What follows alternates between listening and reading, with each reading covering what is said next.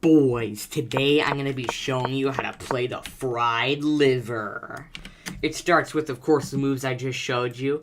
If your opponent plays the most popular move and the best move, d5, after takes, and then they take knight takes f7, and after king takes f7, you'll go queen to f3 check. If they go king to e8, which is actually a really common move at the lower level, then you'll just take and you're up a pawn and your opponent can't castle.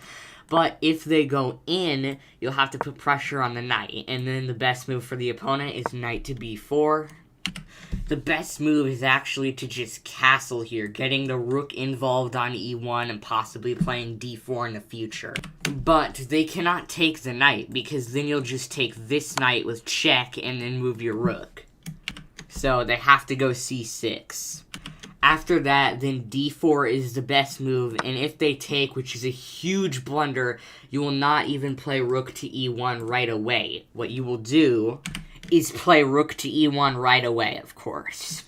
And no matter what your opponent does, then you're going to actually just take this knight, and when they take back, then you will obviously take. And if they take this pawn, which if your opponent's rated any less than like 1300, they'll probably do, and then you can fork their knight and king with queen to c5. If they take like this, though, then it'll still winning for you after queen takes d5, bishop to d6, and then bishop to f4, putting pressure on the pinned bishop. Then the best move is to take the knight, because if they take back, then you will again play bishop to f4.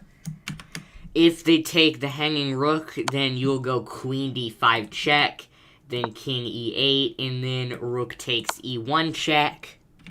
And if they don't sacrifice their queen here, it's going to be mate in 6, or sooner.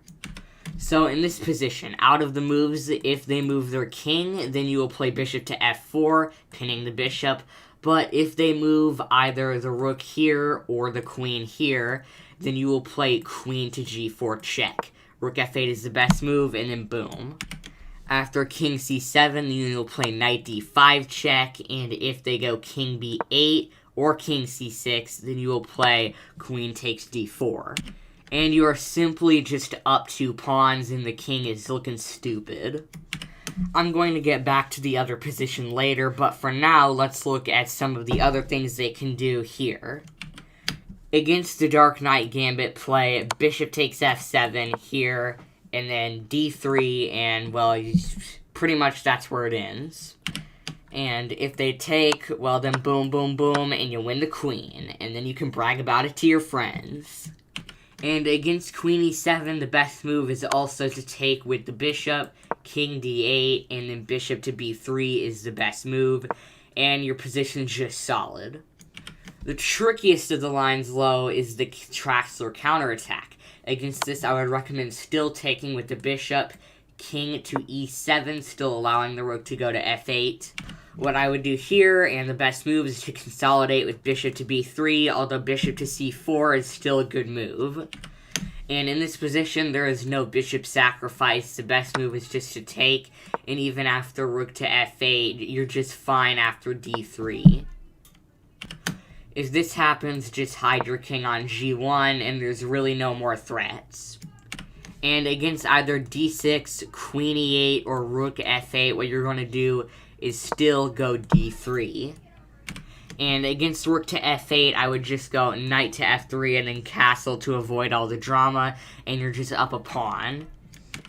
If in this position they don't take and instead do something like bishop to d6 defending the pawn, then you will just take.